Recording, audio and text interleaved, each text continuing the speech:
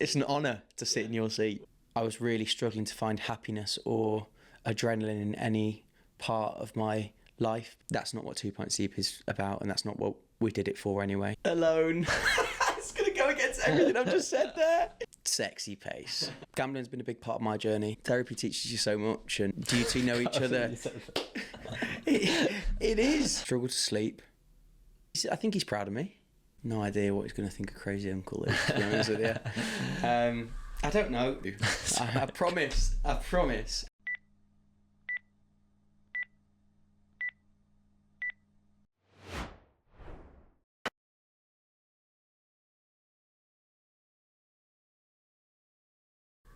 You used to live in Australia, I did. getting paid to play football, Yeah.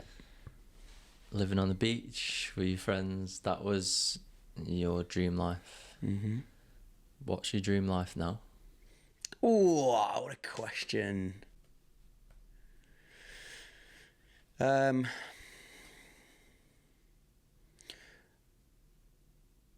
still love to travel a little bit. I've got places I want to do. Obviously, that was cut short with my mum being ill. So I feel like there's just still a little bug left inside me. But I'd love to be close to family, travel with family, and build something here that other people can help and support with, and we can take on, that can be a brand and a charity that everyone knows. And I'm less involved on everything and more specialising in certain things, I think, is my dream life in the future. So then I'm able to take a step back. Other people can get involved to a high level, and we can really grow it in that sense, because at the moment it can only go as far as I can take it, with me being the only person in it. So I see a life in the future that's maybe a little bit less stressful than it is right now, and bringing maybe kids into the world and marriage and stuff like that. But I'm not going to get too far ahead of myself of what my perfect life looks like, because I don't want to let myself down. But I think a bit of travel, a bit of sunshine, the little things in life are huge for me. I love them. I love a good morning coffee with the sun in my face. It doesn't have to be like warm. It can be winter sun, anything. Closing my eyes, coffee, sun in my face. I love the first beer after a round of 18 holes. Just crisp and earned it, love it. I love being in the country, hearing nothing, seeing the stars when there's no light pollution. The little things that like really tick my boxes and fill my cup. So really leaning into them a little bit more, probably. I'm a bit thrown off actually, because I normally sit on that side. Do you want to sit? No. The camera's all set up now. But you're the first guest that's sat on that side in this new setup, so I love that. We'll see. It's an honour to sit in your seat. We'll see how it goes. You might be asking me questions at some point, so welcome back to the Value Exchange podcast. I'm on episode 17 now. I've completely lost track the last few episodes. I've just been like trying to remember what number it is. It's really terrible at it. Firstly, just thank you for coming to Manchester today to come and have a chat in person. I know you've done about 7 or 8 podcasts so far, mostly online, so I appreciate you coming and doing this one in person, waiting for me while I faff about with the setups and forget stuff. My one goal today is for you to enjoy it and for it to feel fresh. Sometimes podcasts can feel, I'm just repeating this script, I'm telling the same thing. I don't want that to be this episode today, so I'm going to ask you at the end if I've achieved that. So that's my one goal for today. But pleasure to have you here. Thank you. No, I know we've been quite back and forth for so long, and I've put dates in your diary, I've cancelled dates in your diary, so I'm sorry about that, but I'm glad we've managed to do it. I think when you first reached out to do it, I was still living in Manchester, or was still coming back quite a lot. But then with the move to London and in person, it just becomes a little bit more difficult to navigate. But we're here. Was that last year? I think it was, yeah. Wow. Yeah, because I remember following up, and then it got to a point where I seen you doing a lot of podcasts, so I thought, I'm gonna let him have a break. There was a real period last year. I think there was about a month where I did about 4 or 5. Everyone loves it now, don't they? It's massive. It is massive, and it's great. And a lot of those were like online. And I thought if this is something you're gonna go into, do as many as you can. Say yes to as many as you can, because the practice helps, doesn't it? And you never know what you're gonna quite say until you go and sit down in one of these.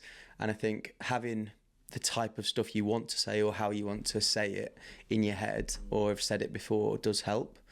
There has been a few that I listened back to, like the first 2, and I was like, don't say it like that, or don't say this, or stop saying but yeah, I'm just self-critical, so I'm always going to find stuff like that. Has it helped you hone your story doing podcasts? Yeah, I'd say so. Sometimes you get it allows that reflection that you don't get in many other scenarios, except I do some corporate presentations, but that's the journey up until 2 Pints Deep, whereas the podcast is more, we speak about a lot of the journey of 2 Pints Deep and the day-to-days, the stress and strains and anxieties I still go through, rather than my whole story to get to that point, if that makes sense. So those corporate presentations and corporate talks are more, I guess, the whole journey, where these sometimes can be themed on different things. Like I've done one, I was on the Recruitment Mentors podcast because I came from recruitment into this, and relating that to my story as well and how that all fit in was an interesting one. So yeah, I like to be able to reflect. So this is a nice place to be able to do it. Amazing. For the listeners, who is Luke Barrow? Who is Luke Barrow? Oh, you know what? He's been many people. Okay. He has. So I was born in Chorley. We're not going to go back too far, don't worry. But I was born in Chorley, so I'm originally from Lancashire. But when I was 3, we moved down south. My dad was working in London. We wanted to be closer to him, so I did a big shift there. Moved away from a lot of my family, cousins, people I'd grown up with in the first sort of 3 years. Not that I remember them, too many of them, but and kind of formulate my life down south, and that's where I went through a lot of my school, growing, friends, football, which I got into, and I learned a lot there. But I got the opportunity, my parents gave me the opportunity to move back when I was 16, and I said yes. There was a college up in Preston that I wanted to go to that I could play football at to a better level than I was doing back there, and I kind of was ready for a refresh at 16. Wow. Which is strange, but what I found in the question, who is Luke Barrow, is someone that's been quite ever evolving. I don't know whether that's because I've not quite been happy with who I was at certain points of time, or wanted to improve stuff or go back and do things differently or do things better, but until now I don't think there's been a real settled Luke. I've been to university, so moved away for that, obviously came back to Preston. I then went to Australia for 2 years, and I've come back, and then it's been COVID. Manchester for 3 years, London for 2 years, and I'm just a bit of a nomad, or have been. I don't think I've felt as settled as I do now. So who am I? Short answer. Yeah, short answer. Who am I? But I'm proud to say now I'm the founder of a charity. I'm a public speaker, and I'm still evolving into finding exactly who I am as a person as well. Do you want to keep evolving? I think so. I think an element of me, it's important too. I think what I've been better at in more recent years is only evolving certain parts of me. So I'm always learning. I'm always striding for more. I'm always trying to beat personal bests in 5Ks, 10Ks, and things like that, and evolving and sort of growing in that sense. Evolving emotionally, been back to therapy in the last sort of 8-10 weeks for a good period of time, and I don't just want to sit on the facts of I'm feeling good at the moment. I want to evolve that to make me stronger and better for if things were to go bad again, or life was to life, as they like to say. but there's certain stuff I'm looking to not evolve, like the relationship part of thing, the dating part of thing. I'm in a happy relationship now, which has been something that hasn't been the case for a lot of the time that I've been doing this new Luke and all this type of stuff. So there's a lot of stuff that I want to be settled, that I think I'm getting better at, but stuff, yeah, I think it's important to keep evolving and keep learning. I love that answer, because I have the exact same mindset, especially when it comes to, you know, therapy. I've heard you say before, when it comes to therapy, you don't have to go, and it doesn't have to all be about trauma. It can be, you know, what do I want to do with my life? It can just be about discovering yourself. It can be, you know, this person can just be a sounding board. Yeah. And I think that's sometimes why people are so hesitant to access therapy, because they think it's this one size fits all. You talk about all your trauma, and actually you might not have any trauma. You might just be struggling with your identity, whatever it might be. Yeah, I think what therapy gives you, whatever the case, is a direction or some direction. But therapy, if you start it from problems, it gets you towards healing. But I think if you start it from strength, it gets you towards growth. And that's like the difference, I think, that I found with him doing therapy after I'd lost my mum and I was in a really bad place. And then doing therapy from a point of being happy, having a solid relationship, have picked a career path. I found it to be a different type of conversations and unlock that I'd be able to do there. I think the first time I went was a lot of kind of stop the bleeding. And then this time was more like grow the muscle a little bit. So it was like a whole different experience, but I loved it. No, I love that analogy. And one thing you said there, you know, I'm in a good place right now and I'm still going to therapy. I think when you are in a good place, you've got all the energy and time to apply any new tools that you learn in therapy, or resources or practices. Whereas when, you know, back the first time you went to therapy, it was more like stop the bleeding, address the problem as soon as possible. But you might have actually struggled to implement changes back then because you weren't in a great place. Yeah, absolutely. And I wouldn't have known how to. I didn't have the tools to before therapy. So therapy is giving me the tools in a lot of sense, and tools that I then take into conversations just with my mates now and with my family and with other people that allow me to still feel that sometimes that patch-up effect that the first therapy gave me, but from people around me. Bit less expensive, so that's always a benefit. But it therapy teaches you so much, and I think the first thing I learned from it, and we spoke about it before the cameras and stuff came on, is finding the time to speak and actually sitting down and making the time to speak, that I don't think really in my childhood or growing up as a young lad I ever did. No, and it probably wasn't, I mean, definitely wasn't the norm. Probably wouldn't have been accepted, would have been frowned upon. So do you think that's a kind of outcome of your just environment or society, or like, do you think you could have found time to have those conversations and maybe open up? I think it became an evolution of, or a result of, my environment, to be honest with you. I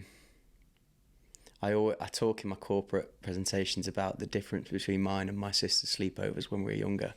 I'm sure you've heard this before.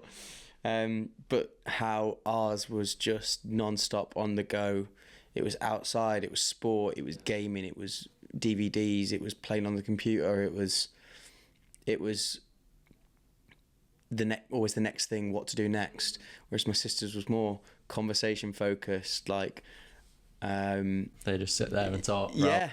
and I could not wrap my head around, like, how do you just sit there and talk, or what on earth have you got to talk about? But as lads, I just don't think we found the time, or were given it in the school settings as well. I think it's trying to shut the lads up for a lot of the teachers, especially in my school. It was how do I just keep on top of the class rather than letting them find a comfortable environment they can learn. I went to an all-boys school for my secondary school, and I felt like 30 boys in a class is just gonna be carnage, and it was, and like it was more just like damage control for the teachers and crowd control rather than actually teaching soft skills that can benefit one another. And then if you did get the time, you weren't opening up because you got 29 other boys that'd be right on you if you did. And it was just that environment. I'm not sure if it was actually the healthiest for me at the time that I was, to be honest. That's quite interesting. I've never, like, what's the purpose of all boys or all girls schools? Is there a purpose, or does it just exist? I think because girls and boys learn, or can learn in different ways, I think there seems to be some benefit in that, but I think it's just tradition more than anything else. I think if you look back at all the old sort of boys' schools, the grammar schools, the paid schools, I don't know whether there's anything to do with some of them being boarding and then splitting up the sexes because of the boarding. I have no idea, but I think it's a load of rubbish, to be honest. Cut that out. Yeah. But shout out my old school. No, I agree, because I didn't learn not anything in school, but in terms of, you know, emotional intelligence, tools to deal with mental health. I didn't know what mental health was in school, if I'm being really honest. Do you think that will ever change? Do you think young men will, because we know the will benefit from some sort of education around it, give them the tools to recognise and put things in place to improve the mental health, but also the language to talk about it, because I found something I never had, and I'm still learning now, is the language, just that's that feeling, and I'm 27. So if I could have learned that in school, that would have benefited me all these years back. Yeah. Language is huge. It's huge. And a lot of this is the basis of why we started 2 Pints Deep and what we want to do, to be honest, because when I was struggling as a 23-year-old bloke is when I was sort of probably at my worst.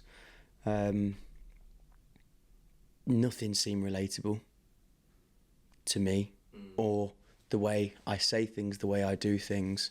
Nothing seemed relatable in terms of solution of being able to go down to a group therapy session or therapy, because I didn't know what it was. I wasn't educated on what it was in the language that I use, and to be able to understand and actually digest it. So I wanted to, I think, create something that's relatable to lads, but explained in their terminology, explained in the way that they might speak down at the pub when they are 2 pints deep, or when they speak when they're at the football. How do they speak when they're relaxed, and how can we use that terminology to explain? Because I think all this clinical stuff and big words and tough terminology, sometimes our walls just go straight up. No, that means weakness. Like I'm not associating with that whatsoever. Like I have no association with those words and my vocabulary and my experiences and my health. But that's our fault for not explaining it in the right way, rather than their fault for putting their walls up. So how can we communicate, educate and resource men, boys from where they are now, rather than asking them to come to an alien place is the task that we're hoping or trying to use. You are definitely. And some of that stands out to me is the marketing. You are using their language and terminology. It's great. And it's when you say it sounds like, well, of course, why would we not do that? But you know, the huge charities, some of them don't really have a target audience. No. They're trying to speak to everyone, and anyone in marketing says, if you're trying to speak to everyone, you speak to no one. Yeah. So how can everyone relate and take this in and understand that? And that's to not disregard anything all the charities are doing, because they are doing amazing things, but you seem to have really plugged a gap there where you're speaking in their language in places that they're comfortable and familiar. Yeah. How important is it for you to get in those places where they are comfortable and familiar? Because we know routine and places that are familiar help you feel relaxed, and they're just all you know. Yeah, it's hugely important. I think it was a good term that you used there in terms of plug the gap, because that's what we hope to do. We want people to utilise these amazing services and charities that exist, but maybe from a more clinical point of view or different vocabulary. But they need a space to educate, a space to feel comfortable, a space to stop and learn, a space to understand before they get to those. So we're filling a gap, but still trying to get them to those places. I think the big thing to note is you're not going to fix the mental health crisis on your own in the UK, in the world. And you're not going to be able to communicate to every man and all men. I think our view as a suicide prevention point of view is how can we plug the gaps that currently we think men are falling through, and we're losing. And this comes down to how can we get into communities that span Britain, span the UK, rather than being specific about creating spaces in maybe one city or two cities.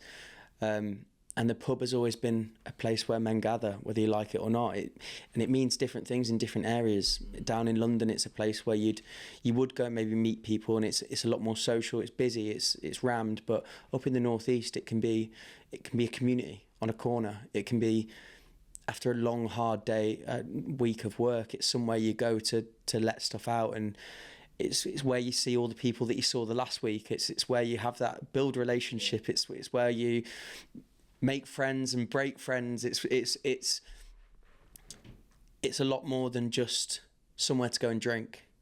And I think there is a movement away from alcohol, I think, in the UK now, which I'm completely behind for people and lifestyle. I think it's a healthy choice. But there's also people that are where that community in that pub means a lot more to them than just the alcohol. It's probably one of the only places you stop and talk at times. I think the same of the smoking shelter. When this government were like, you know what, we're going to get rid of smoking shelters, outdoor smoking at venues, I was like, how many times do you come back in, or your mates when you were younger be like, we just met this person in the smoking shelter, and it's just like, you actually just stop and just do nothing there, don't you? You're not expecting anything. You have a smoke and a chat, and it's I'm not a smoker, but sometimes I'd go out to a smoking shelter to talk to someone. And it's just like, we need to think twice about the social value of some of these spaces that we already have, and how do we maximise that again, rather than look the other way at it and say it's damaging. We don't want everyone to be 2 pints deep. We don't want everyone to use alcohol as an opportunity to be able to open up and to talk about this. And it is a detrimental factor towards mental health. But if you alienate it from the conversation right away, then you're going to lose so many people in terms of who relates and who socialises with it. So how can we educate on better things is our point of view. Would you have opened up without having those two, 3, whatever it was, pints? Well, let's say if your charity existed, but someone else created it before you went on this journey, and you was in the pub with your mates that night, or I think you was at a party, and you seen one of the beer mats and it had the questions on, would that have been enough for you? Yeah, I think so. I was so close for ages of telling someone. I just needed a nudge. And unfortunately, the 2 pints, or more than 2 pints that night, ended up being the nudge, and I kind of had a little bit of a breakdown about it all. But I'd considered just tell someone, but it was just I was playing up in my head, now's not the time, or they're about to go and do this, or maybe that's not the right person. I'd always find an excuse. And I'm hoping the brand, the question, the reminder of sticker in the toilet to tell you to open up can just be nudges that people need. So in answer to your question, I think I did need an element of what 2 pints offer now in helping me to open up, because I didn't know where, when, or who to. And that nudge was them 2 or 3 pints? At the time, yeah. But also, it was kind of the safe space that my group of lads had created, actually. I knew we were just sat in a garden chatting. It was about football and different things, like initially, but there was space, and it felt right. A lot of the time, if you're shouting at each other over the pub, so you're watching the football, it doesn't quite feel right. So the fact that they made the time to speak about anything allowed me to feel closer to be able to do it, for sure. So there was a time and place, and you speak about visualizing for people who are thinking about opening up to their friends, their family, whoever it might be. You talk about visualizing who the person is, where you're going to be when you do it, you know, what you're wearing, what you're drinking, what's really going on, why. It helps with the anxiety around it, I find. Sometimes it can be the cause of the anxiety as well.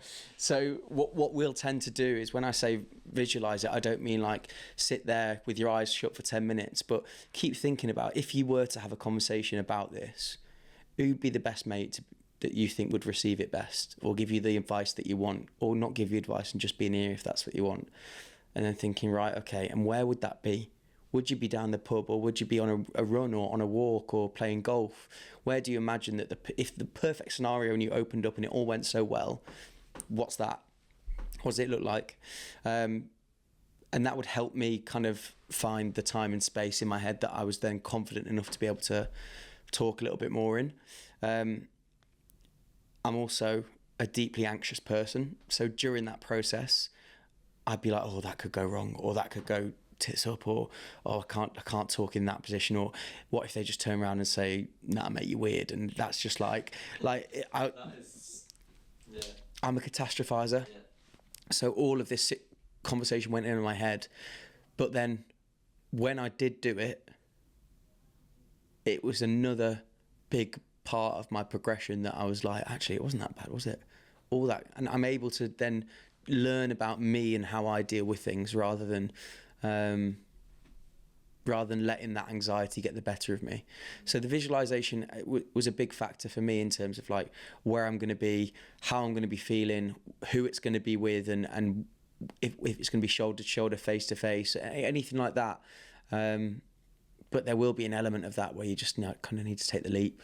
And that's the hardest bit to do, but that's where the 2 pints deep and the resources around it can hopefully give you the nudge in finding the words as well.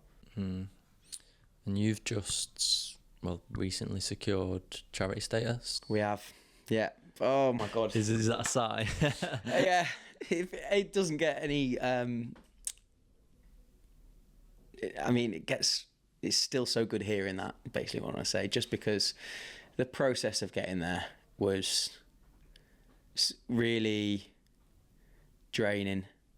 I'm glad they need to make sure it's difficult for people to create charities. They can't just create them willy-nilly. But having quit my full-time job to make it a charity, to then think about finding the funding so I could earn again, was a big gap, and it ended up being longer than I realised. The whole process took us 9 months, and it was incredibly difficult to get past the commission. Lots of questions back and forth, but luckily we had the help and support along the way to get it over the line. And now I wanted to go down the charity route rather than the CIC route, because I don't think we should.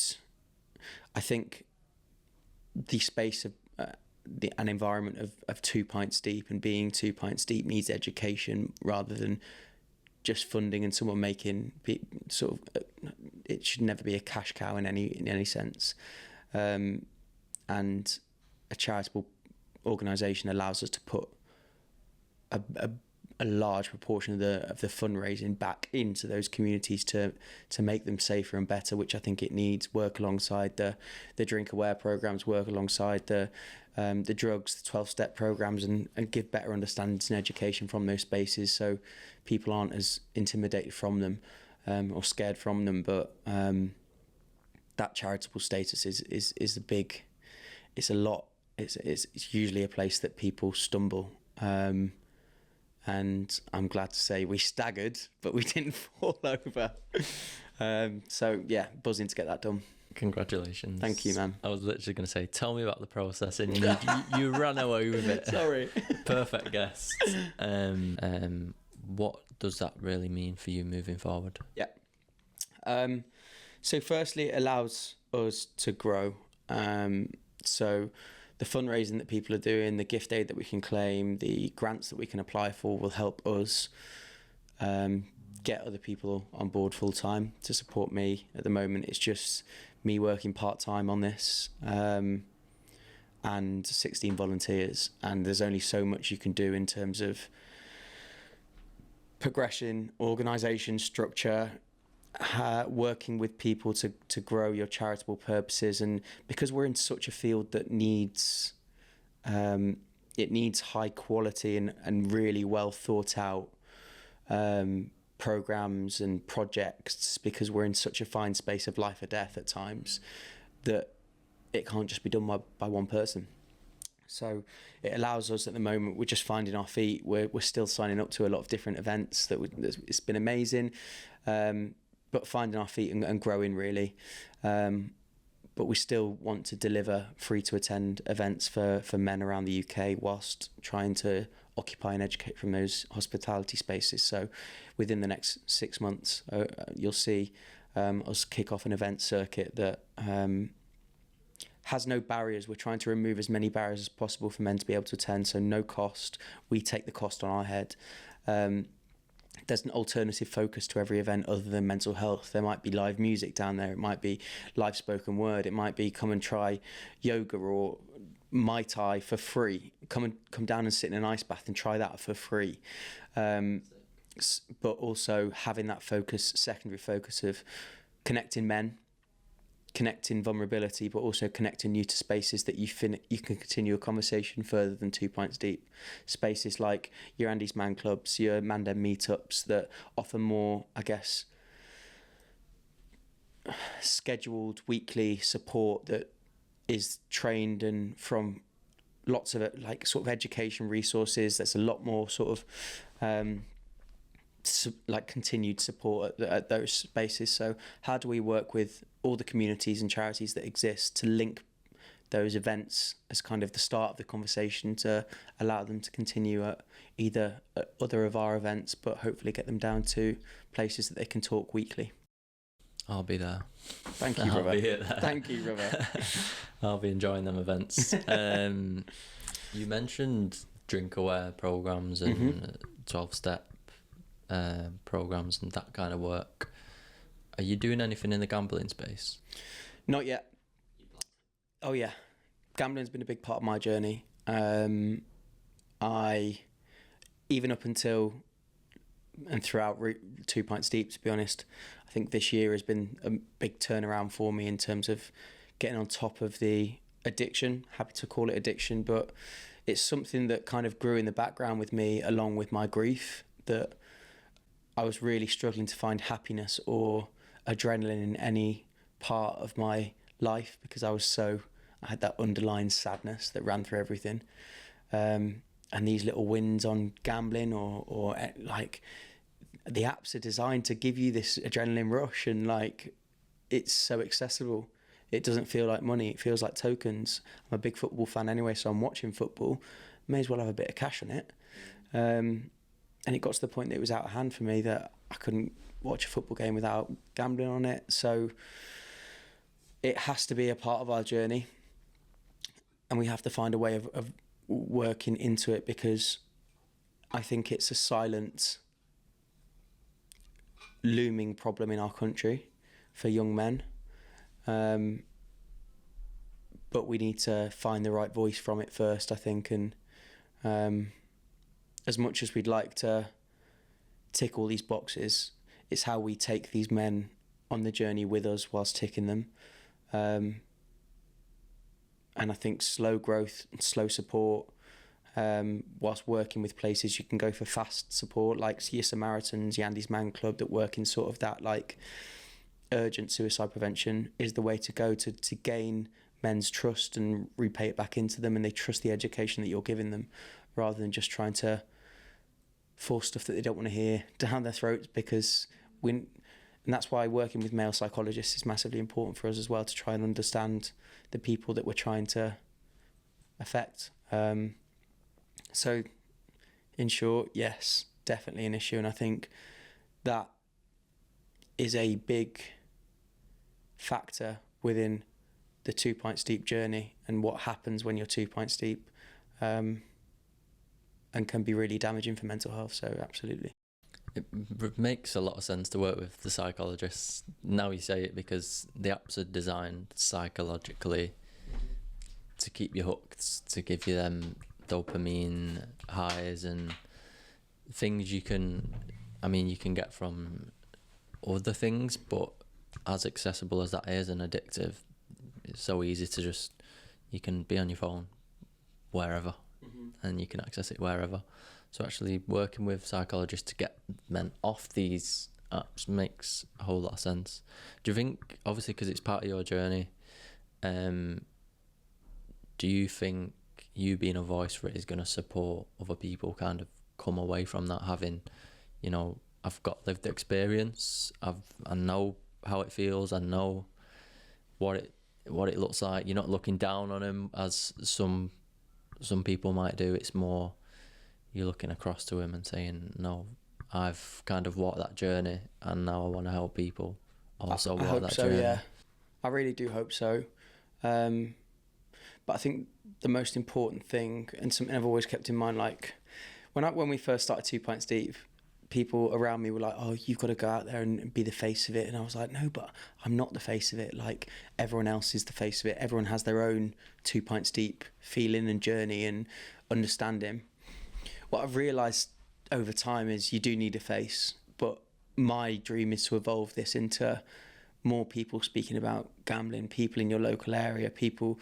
So yes, I might initiate a conversation, but at different events that we put on, there'd be so much value in hearing from others that have suffered, others that have suffered as well, others that have really struggled, others that continue to struggle, others that are clean and they've found a new lifestyle as well. So learning all around the topic rather than just from one experience, I think is massively important. But I'm happy to be that person, lead the line, and I'd almost tell you anything about my life now. I'm at that point, and not anything, officer.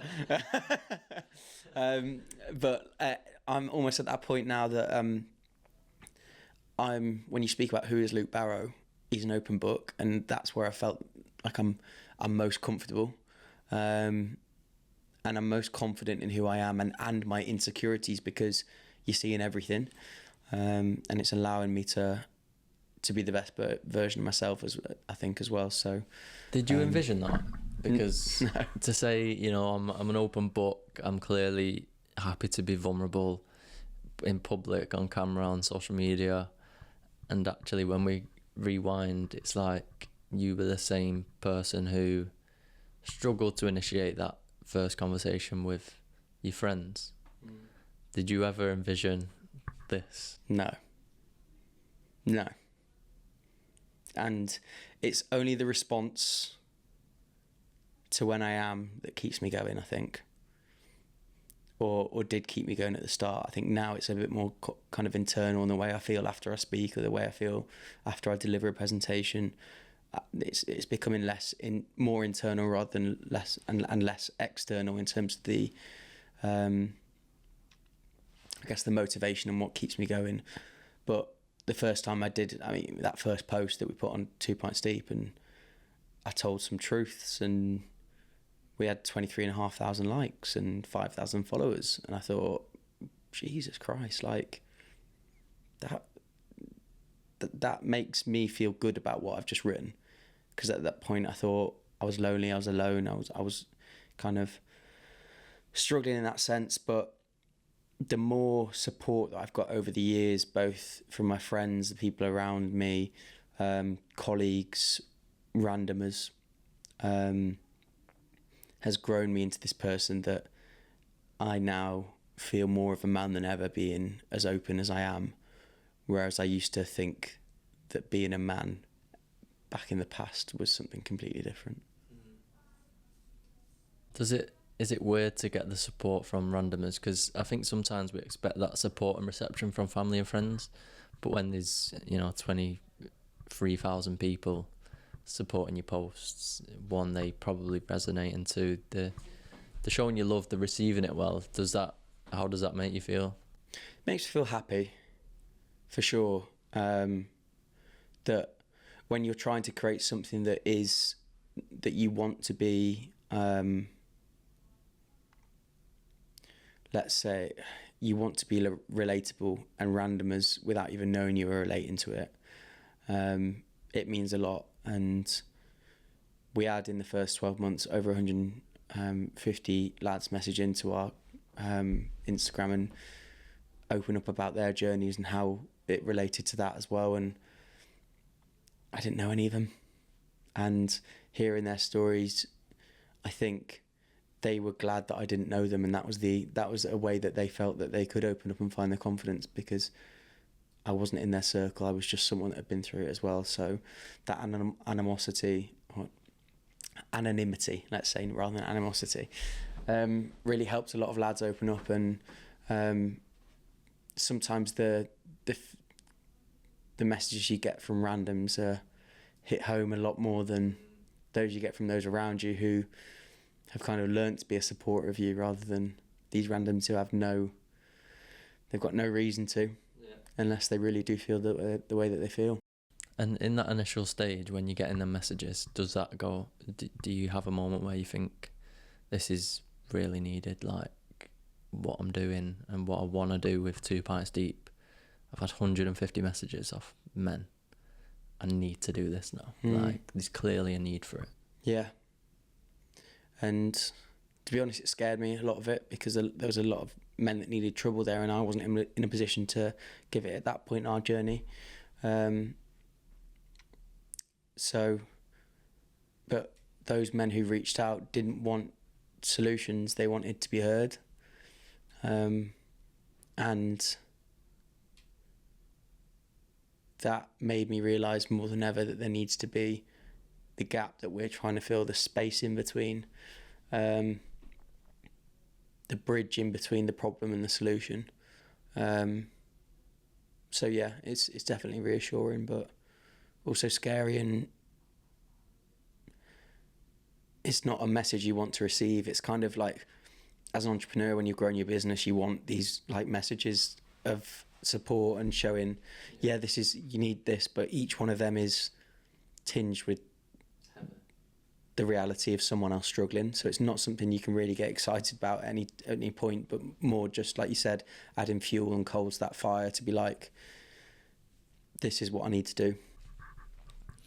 And how important is listening? Because we can encourage men and other people to open up and be vulnerable, but there's almost a time and a place and a person, if you like, of who to open up to. How important is it that we teach or people understand how to receive them type of conversations? Yeah, it's again, like, as important as finding the words yourself, really, because I remember I went to grief counselling after my mum died, and it was free through the hospice that she passed away in, and it was with a much older bloke than myself, who I didn't want to say didn't seem interested, but I don't think had the passion or energy to match mine, and that bad experience of how I thought he maybe listened to me, or how the experience went, definitely affected my willingness to do it again. And if your mate opens up to you and you either don't know how to deal with it or say the wrong thing, it can send them back, which is so scary, right? But what I think is massively important in those environments is to still encourage them, but tell them that you don't know how to deal with it. the wrong advice, or just be like, have another pint and forget about it, or don't worry, mate, there's plenty more fish in the sea, has never got anyone anywhere. But being like, listen, I've heard you there. I'm not sure how to deal with this right now, but why don't we meet up in tomorrow, or go for a walk over the next few days and figure out together how to do it. That's more of an arm round. Your mate doesn't want an answer, and I think as lads, we're fixers, right? And we try and solve everything once anything comes. But it's okay to just be like, right, well, let's work through this together. You've got me by your side now, and just be there. You don't have to solve it with them immediately. And I think another part of listening to probably talk about there is not distractions and not letting them get in the way. And if you're on your phone and listening to him, you're not listening to him. Yeah. No. So like being obvious in listening. If they're going to start this conversation, turning your phone over, putting it in your pocket, taking it off the table, anything like that can be a sign that, oh shit, this person's making the time to listen to me here. See, I know that more than anyone in terms of giving advice and fixing, as we kind of naturally gravitate towards, and I'm getting better at it, but there's still situations where I find myself, and it's not people opening up about mental health, it might be a relationship situation, and I find myself shooting straight to that solution. Then I have to say, I'm starting to practice, do you want me to listen, or would you like advice? And a lot of time I just need some ears. And then I know my position. It's like, just listen.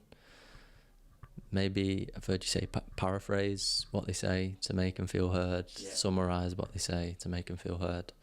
And I think that goes a long way. And it's something I said in the first episode in terms of we need to teach people how to listen and respond to these conversations. Because if we are getting people to open up and they have a bad experience, it's like, I'm not opening up again. Exactly. Everyone I speak to is going to give me that response. That's kind of the brush you start to paint everyone with. And yeah, no, I completely agree with what you're saying. Back to charitable status. Mm-hmm. So you're obviously self-employed now. You've quit your job.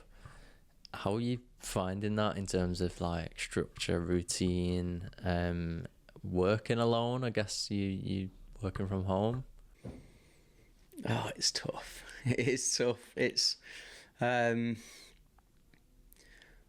to wear many hats has been really tough, and splitting my time to make sure that I'm doing each job effectively, because at the moment I'm our financial team whilst being our public speaking team, our volunteer management team, our creative team, and we're very fortunate to be busy in all of them, because we've had an amazing response to us turning into charity. So it's been really tough. I always feel on the edge of burnout, so I'm trying to practice what I preach in terms of the advice we tell others, to be honest with you. But I think I've accepted that whilst you're building something that we hope to scale to be bigger than what it is now and continue to grow, there are going to be times like this where stuff's tough, and you're thinly placed everywhere. But I'm learning so much. I think that's one of the major things to take away is you learn so much when you're thrown in the deep end with it all. And we're very lucky to be as busy as we are. So it's been tough, but I'm chipping away and finding my feet. It's quite a positive perspective. Yeah, well, you've got to be. Like, there's the obvious, like, entrepreneurship, like, loneliness and overwhelming feelings that you just get. You don't have any of your ideas to bounce off someone in the office or bounce off someone daily who gets what you're doing really day in, day out. So decisions are overthought. And as I said, I'm a chronic overthinker and catastrophizer anyway. So it's just becoming your own employee and becoming your own team member has been difficult at times, but I've really tried to listen to those around me, listen to the volunteers, listen to the trustees that are in place, and also listen to when we speak about our successes, or we speak about a new campaign that we're doing, or complete a new campaign. It's the well dones and that you get from those people around you, to be like, there's another achievement there. Like, you're not just, it feels like at times you're treading water, but you're not, you are swimming forward. It's tough going right now in terms of the swimming forward. So I'm excited to get to the next point of getting someone else on board as well. So I'm hoping that's not too far away. Fingers crossed for you. With the campaigns, obviously there's a huge invisible impact there. How are you with that? Because I guess if you could see the impact you were having, that would definitely push you more on the tougher days. Yeah. I always knew 2 Pints Deep was going to be something that we it's fairly immeasurable, really, in terms of, especially where we are right now, in terms of the impact we have. But I kind of like that. Really? See, I'm a dreamer as much as I'm a catastrophizer. I probably catastrophize because I dream. Balances out. Yeah, exactly. And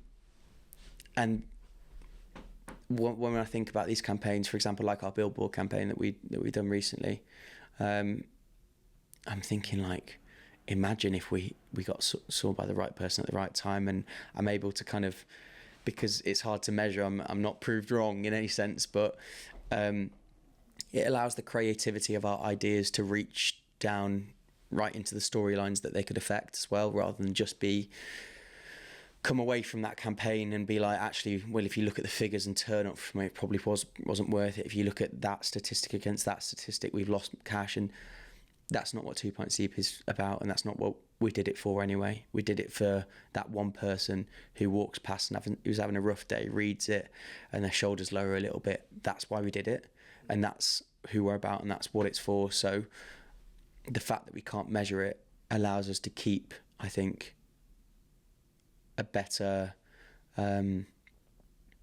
purpose in our heads when we're creating these concepts as well.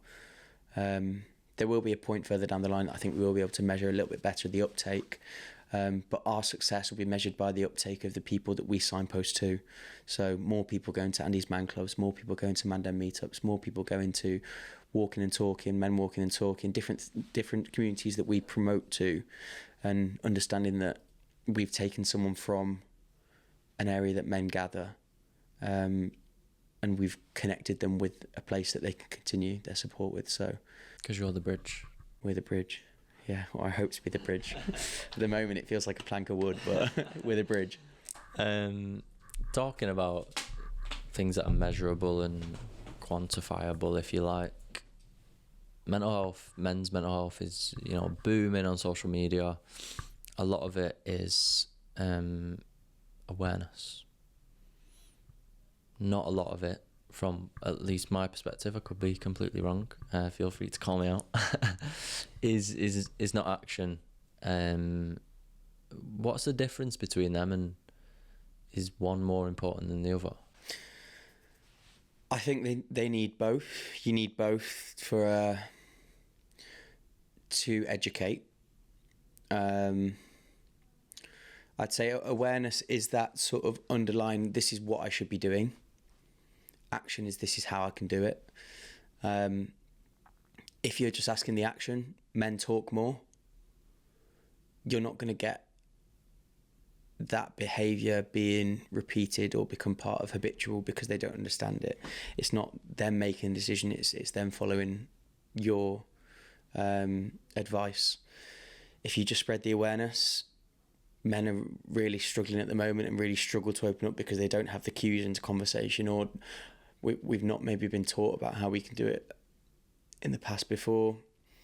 Without the action, people are like, yeah, all right, brilliant, but how do I do it in my friendship group? Because none of us make the time to talk. We all do this time. We never see each other. We're on different sides of the country. We're at different universities. So we are a huge believer, and it's something we definitely talk about all the time in our creative team, is how do we tell people why, but give them actionable takeaways for it all. So how do we get people talking more, to give them 5 ways of opening a conversation, 5 ways of asking how are you, 5 ways of for text you can send, 5 different things you could do on Blue Monday that aren't going for a pint, 5 different habits that you could inject into your friendship groups if you're struggling to find connection, 5 places to go if you're struggling with connection at the moment that maybe aren't mental health focused but are definitely you'd meet people at. So combining the two gives you that prevention point of view. I think suicide prevention will be a combination of awareness and action, and for me the action is right now so valuable, because people want to help, they just don't know how. And these action points for us have to be realistic, have to be digestible. Because if you're saying the action is to sign up to therapy and go to therapy for 12 months, people can't afford it. People don't want to. It's just not, people don't have the time to. Maybe they're working 2 jobs at the moment. Like, where are you finding the time? And it's just, the actions have to be realistic. You can't just throw actions out there for the sake of it. So that's what we're working really hard to do, and working with social psychologists as well, to be like, what's the takeaways from this? How do we bite-size them down into achievable, digestible actions and support and information that we can give men in this space that doesn't feel overwhelming? It's like, oh, I just have to do that. I just have to,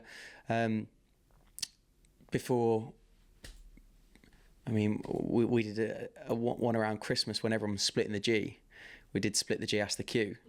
And people were like, oh, well, I usually ask questions anyway. But then they're more forceful, like, oh, split the G.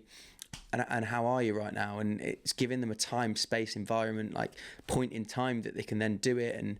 And we saw some great uptake in terms of people responding and saying, I did ask the question at that time, actually. It was helpful for the reminder. And it's just having that awareness of why you're doing it, but giving them actions that are achievable, that are really important, I think, in prevention. And with this big shift, do you think we will eventually be able to measure it and quantify the impact in terms of, you know, whether that's the suicide statistics decrease, hospital admissions decrease? Do you think there's going to be, whether it's the next generation or the generation following, where we can say, like, as a result of all this work, this is the outcome?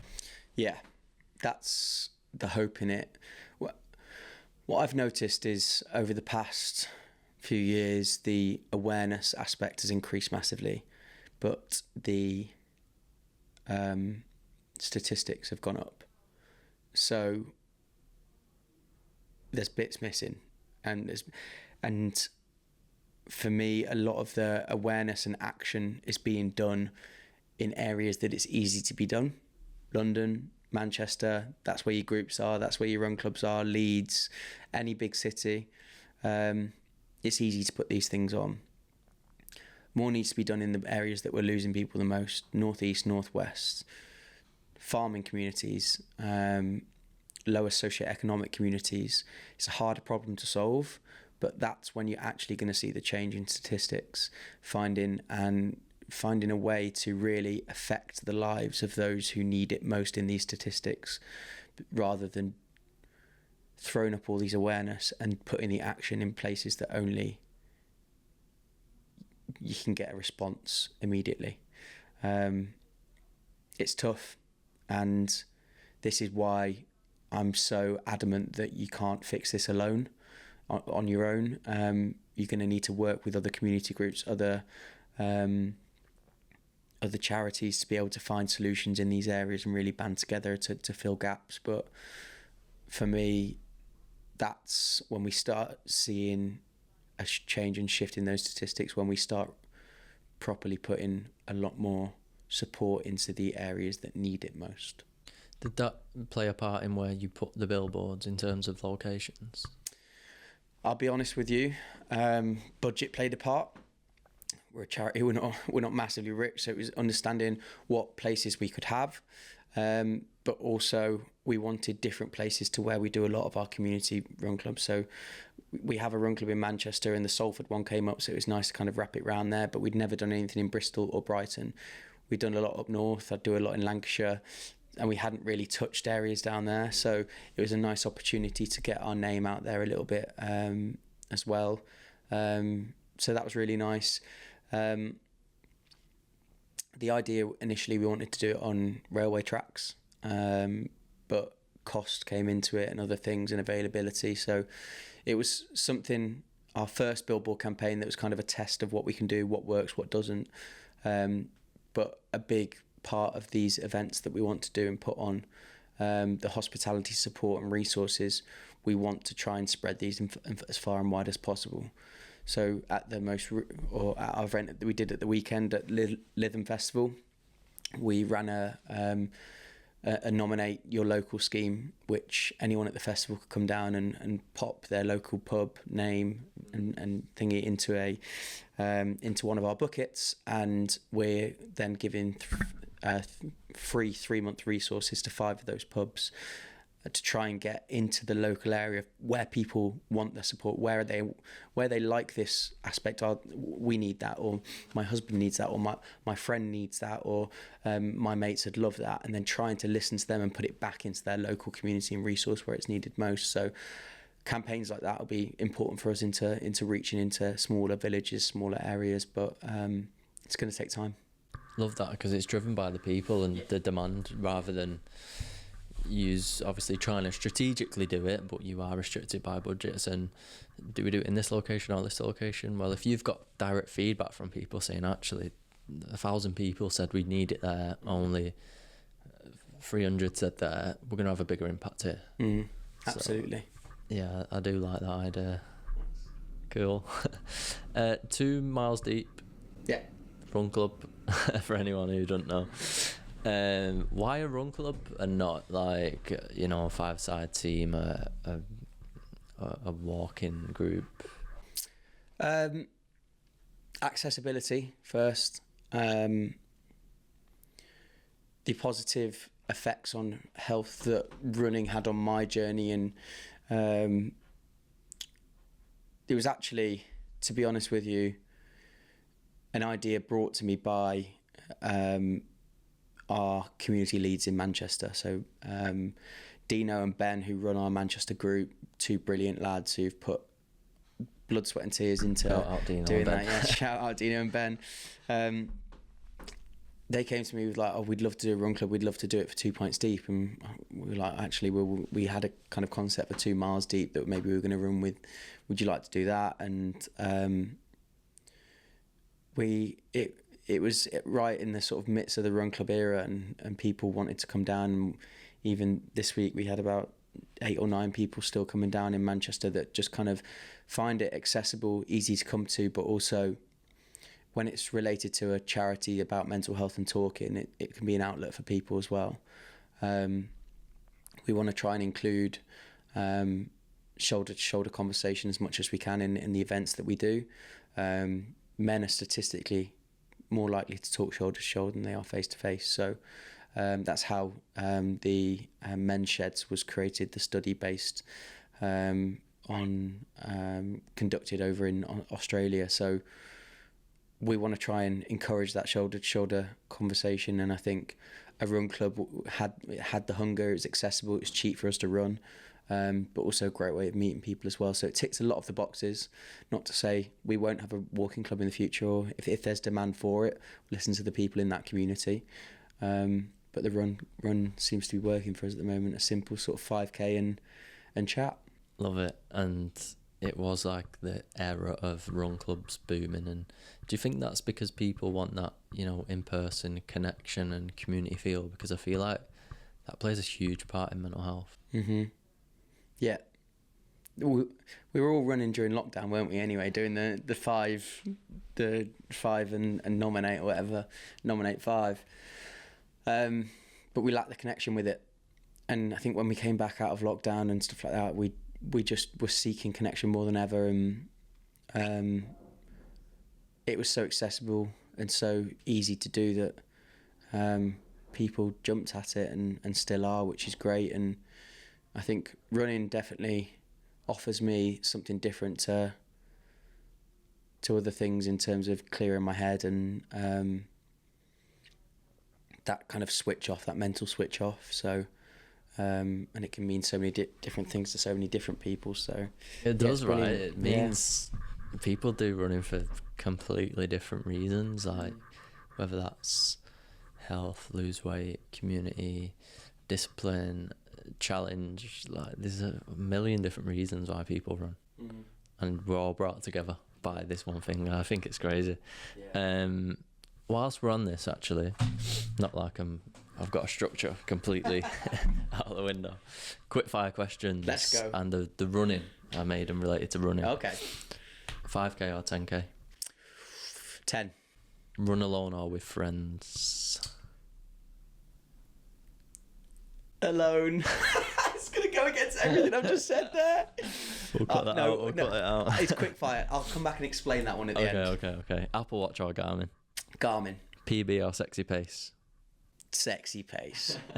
Evening or morning run? Morning. Music or podcast? Music, short runs, podcast, long runs. Interesting. Favourite running trainers? I'm a big Hoka fan. Ooh. Pre-run meal of choice?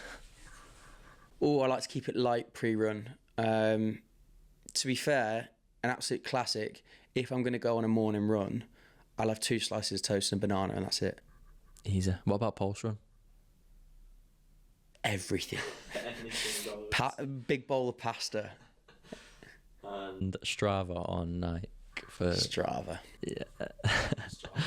Okay. Let's rewind there. Why do you want to run on your own? Guys got 2 run clubs. Started run clubs and I want to run on my own. I think that's. I love them for different reasons, but I love running on my own for that simplicity of it's probably a very simple part of my life where I'm not talking to people and not doing things. So I really value those runs on my own. I love the community runs that we do, but there's a lot of connecting, networking that I have to do. Do you two know each other? It is a lot of it. And as much as that's what they're there for, and I love the impact that they have on people, they can sometimes, you come away from them and you're more tired than...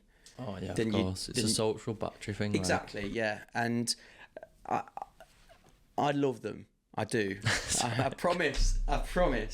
But the social battery and a lot of the other parts of my life are quite emotionally draining as well, going and doing these corporate talks and stuff like the social media stuff and the creative content that sometimes you're just a bit like, if someone was to say, do you want to run on your own or do you want to do this? A good on my own run would be quite nice to clear my head. It's like meditation, right? Yeah.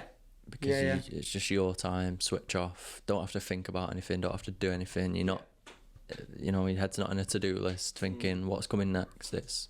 So I completely relate. I'd say mine's the other way around though. A lot of my life I work from home, so not really interacting with people. So when I do go to the run club, speak to everyone, and then afterwards I'm like, social batteries down here. So yeah, I understand where you're coming from. I probably shouldn't have said that really with the fact that we've got 2 run clubs, but you've got to be real, haven't you? And I know the value they have for other people, which is why we do them. Yeah, it's not like you contradicted yourself because there's value in the run clubs that people find. Anyway, I really shouldn't have done it in this order because I feel like I'm about to kill the mood, but this is a struggling section that I've introduced, so it's where we share something either we're currently struggling with or previously struggled with, and the purpose really is, we look on social media, everyone's doing great, everyone's got the best life, but actually I want people to tune into this and go, oh, like, they've not got it all together, they do struggle with something, or they have struggled with something in the past. So I want it to be a little bit more real. Do you want to go first, or should I? I've shared like 3 things in the last 3 episodes. I need to think of something new. Okay, I'll go first then.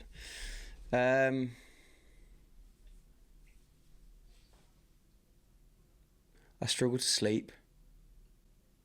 and I haven't really tried to do much about it. I just kind of, I've accepted it now, and it's been since my mum passed away. I used to sleep like a baby. Fun fact about me, actually, when I was a baby, I actually slept through a shuttle launch in Florida.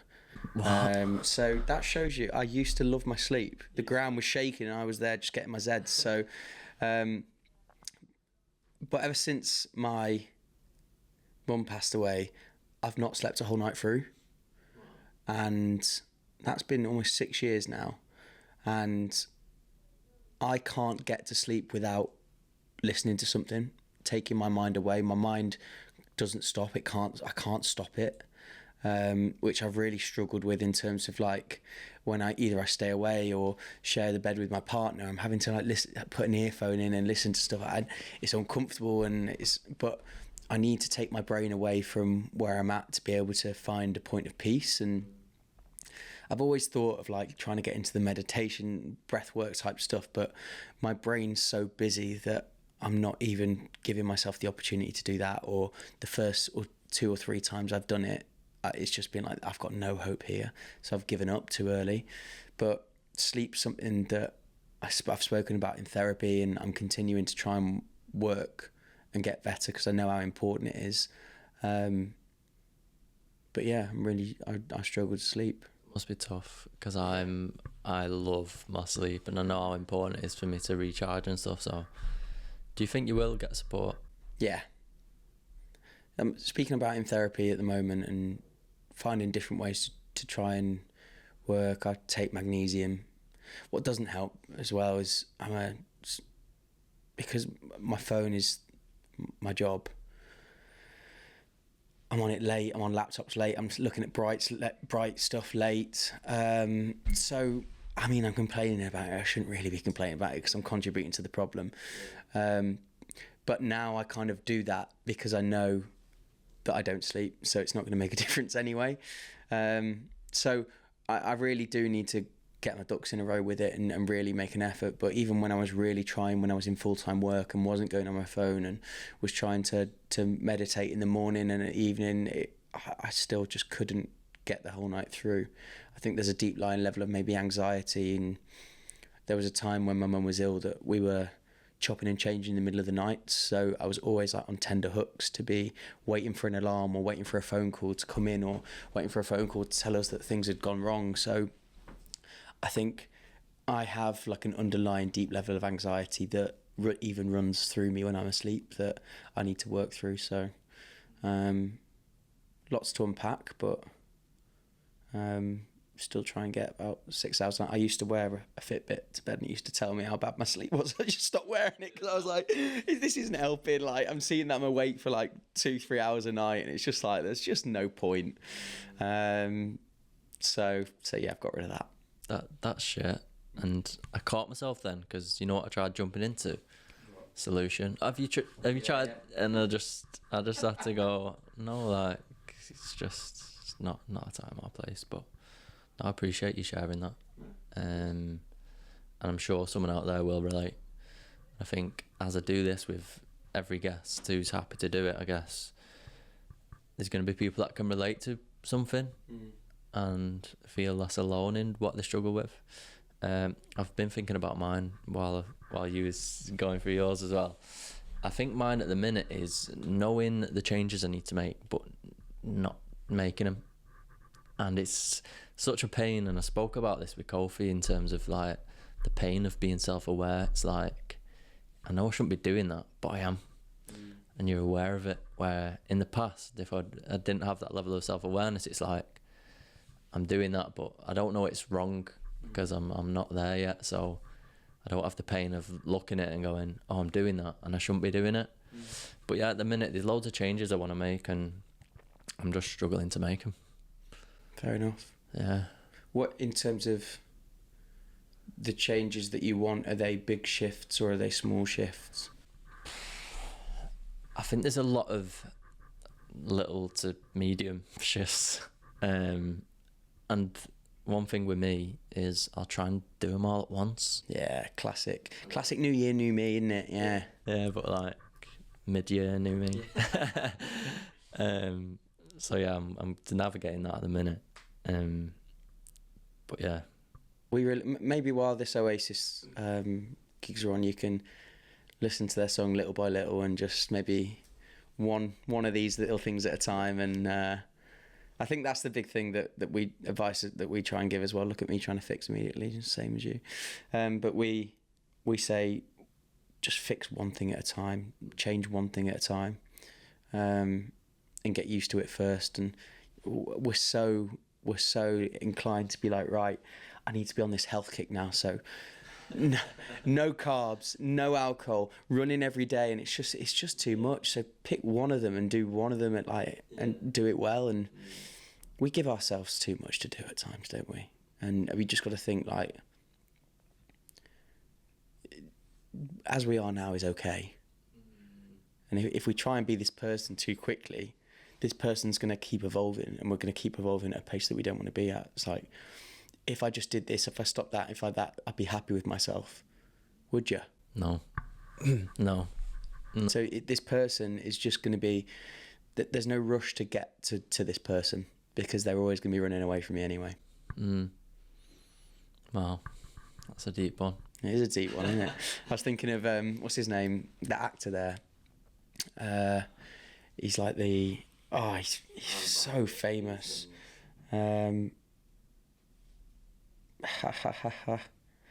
not laughing. It begins with her. Or anyway, he's a famous like American actor, and he did this famous Oscars speech when he won his Golden Globe or Oscar or something like that. And he was like, who are you most afraid of? Who I'm chasing, or who, like, something about it, his old self chasing him and him chasing his future self. I'll send you it, and everyone's going to be, if they listen to this, they'll be like, oh, I know exactly how it is, and they'll be shouting it down there. So I'm not going to stop talking about it now. I'll put it in the episode. We can listen to this. Yeah. What role do celebrities, or people with platforms, athletes, whoever it may be, play in speaking about mental health? If we think about Tyson Fury is a famous one, Paddy Pimblett in the UFC, other UFC fighters, boxers. What's the value in them speaking out? I think it has value in terms of the awareness. The action becomes more difficult, in my opinion. So when you look about creating impact, you're more aware because you hear it. It's great for the awareness aspect. And I think this is where us as communities and us as charities need to follow up these awareness pieces with actions and how to do it. Because at the end of the day, we're not heavyweight champion of the world. We don't have a nice 5-bed house to go back to, or we don't. We just can't relate to the life that they're living right now. I've always said with 2 Pints Deep, we're made for the average man by the average man, and we won't really. Influencer marketing is something that we don't have any interest in, unless it's someone that really relates to us and they get what we're trying to do in terms of movement. Because it's all well and good hearing the story of a celebrity, but then if you can't relate to them, you're like, oh, how am I? You're just looking like, how am I supposed to get that? Like, he's a famous footballer, he's a famous thingy, like they've got it all going, and I'm on the dole up in Sunderland, and what am I supposed to do? So that's something we use in terms of like a measure. Does it relate to someone on the dole up in the northeast, up in the northwest of England? If it doesn't, we won't do it. Or can it be related to them? So I'd say influencer, they do have a voice that they should use, but that's where we need to follow up as communities and charities to give digestible and real action to be able to follow from that, I think. Relatable is so important, and I thought of something when you were speaking about that and celebrities and we can't relate, and it was when it was in lockdown and all these celebrities were like, oh, you'll be fine staying in your house, and they live in a mansion, they've got a pool in the garden, they've got a tennis court, a basketball court, and it's like, you're fine. You're fine. I'm stuck in a box room or whatever your reality may be. It's like we just can't relate, like not relatable at all. What can the average man do to have an impact? I'd say the first thing is look after yourself. Do things weekly that benefit both your physical and mental health. Find the things you enjoy doing, you like doing, and do them on a weekly basis. If you can, find your voice with people around you. Pick one person. It can be someone at work. It can be a complete random. It can be one of the helplines that we've got, like your shouts, or an Andy's Man Club, or anything like that, in terms of having a conversation about the stuff that weighs you down with people. But if you can, make sure it's someone around you that you can meet up with and it's part of your circle. But secondly, if you can't do it for you, look after your mates. What you'll find is you'll have the conversations that will be beneficial for you by having them with your mates. And I always kind of proposition the wolf pack mentality when I'm like this, and us lads have it in us, don't it? If someone said, would you ever punch anyone? I'd be like, no chance. And you're like, what if they were punching your mate? I'd be like, well, yeah, I'd do it to get it off him. Yeah. And it's like, actually, I've just checked, maybe I would punch someone. Yeah. And that whole view of being like, would you talk about your mental health? Would you do it to save your mate? It then adds a whole different aspect. So if you're not going to do it for you, do it for your mates. And even if that's, start sharing when you're happy, sharing when you're excited, start sharing when you're positively influenced by emotion. It doesn't always have to be negative. And what you'll see is you create opportunities for your lads to be there, like, I feel the opposite here. And that's like a link of a conversation where you can be like, okay, I've got a bit more information to go off there. But suicide is something that is always lingering in the background of every lads group, and it doesn't become reality until it's too late. And then you change your behaviour, and everyone's like, we need to do this, we need to do that.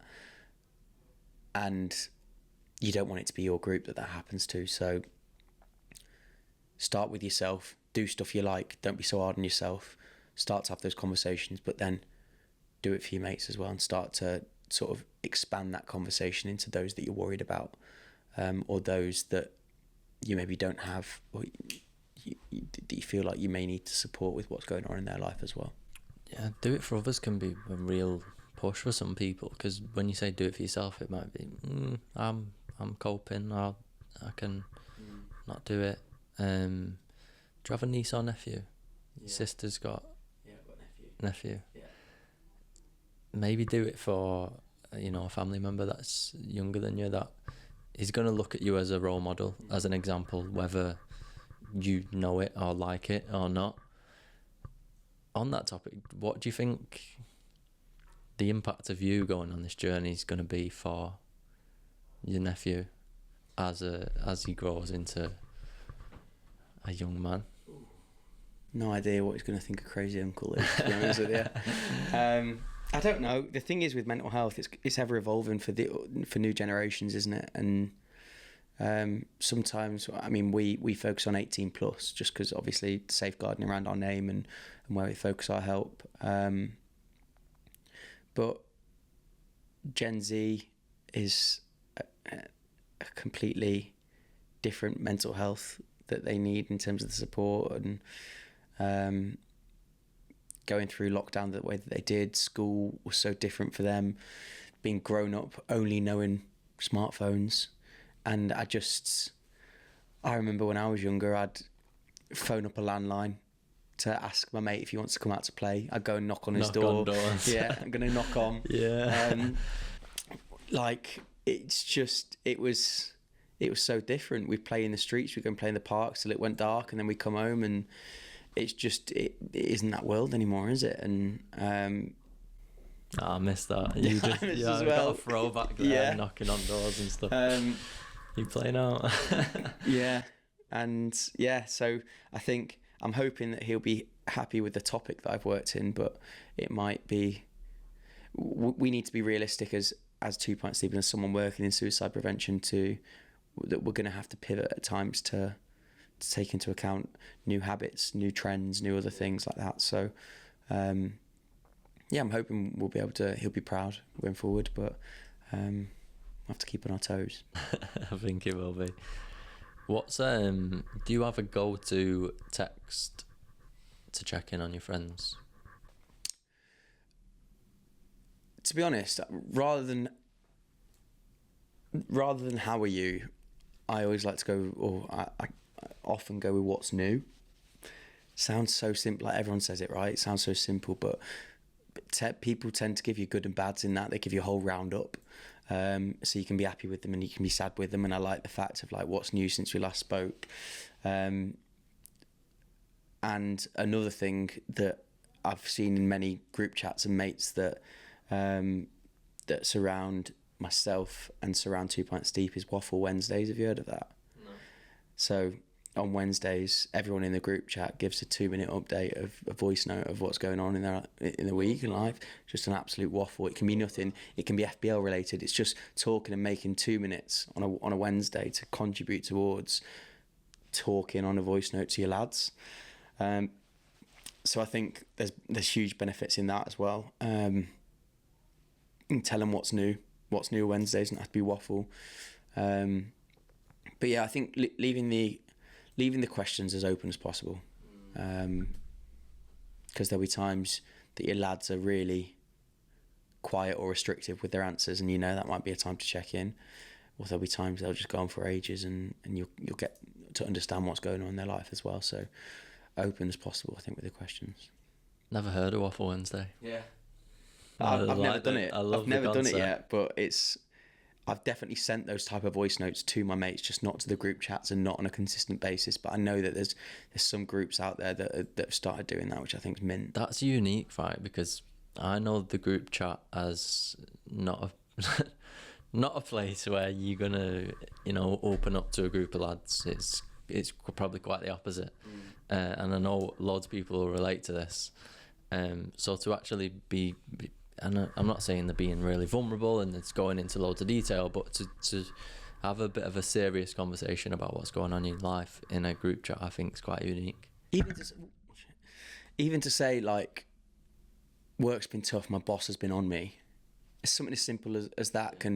Your mate can text you at the end of the week being like, how's your week been, your boss been all right? And it's those little check-ins that help you get through.